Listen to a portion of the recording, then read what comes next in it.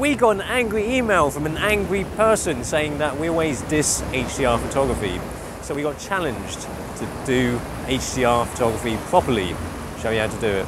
But we always get criticised about wasting time and stuff like that. So we're going to do it quickly, get straight to it. Cut the music, let's just get straight to it. You know, no time like the present.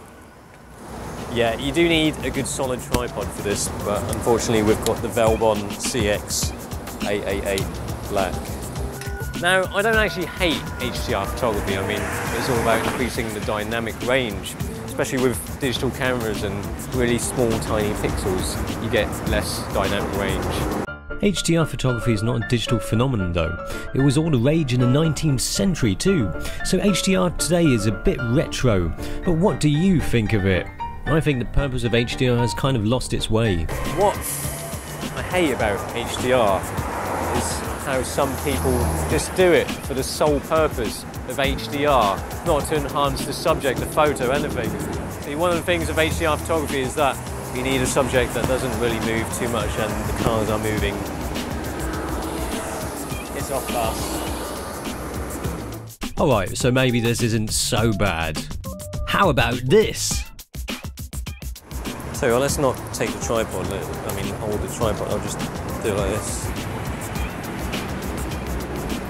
You know, when you're just having a photo just about HDR, I don't see the point of that. It's just like some guy having a pair of silicone implants for a girlfriend without the person attached to it.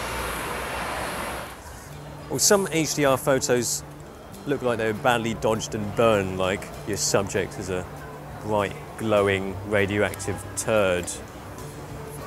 There's some things on subjects that don't really need HDR. I've seen some people shots like this without a Lambie that just look awful with extreme HDR. If you want to do people shots, good light is much better than extracting more details from a poorly lit scene. Now you have to stay really still for this. Don't even think about moving your hair. Stop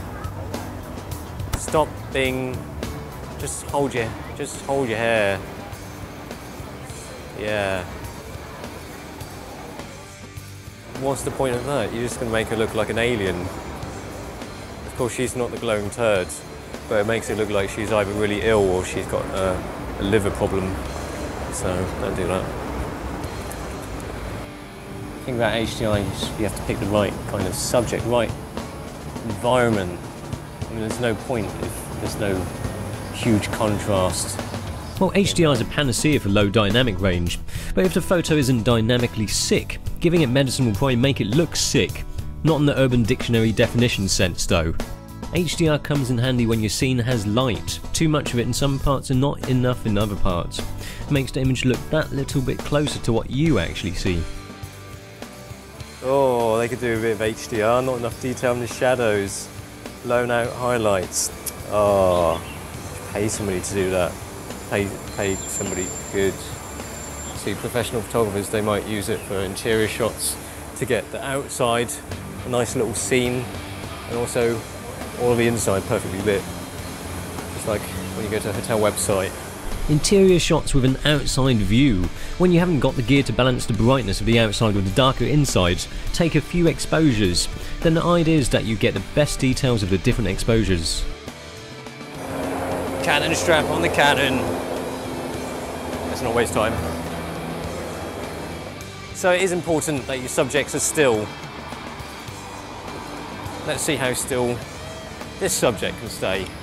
Be wary of moving objects, not just the ones driving straight at you. It will make your shot look like it has ghosts in it. If that's the look you're after, then you're fine. But I doubt many ghost stories have Toyotas in them.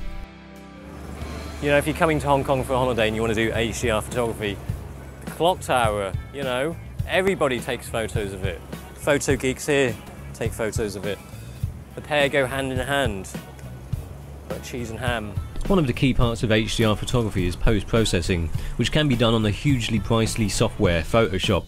Creating an HDR shot gives you a 32-bit file, which you can get by merging in Photoshop. The exposure can be adjusted on this file, but to be able to adjust more things you have to convert to a 16-bit file, where you can choose one of 4 tonal mapping options: exposure and gamma, fancy talk for brightness and contrast, Highlight compression and equalized histogram are boring because you can't play with any settings. Local adaptation changes the brightness per pixel. Sorry, I just fell asleep.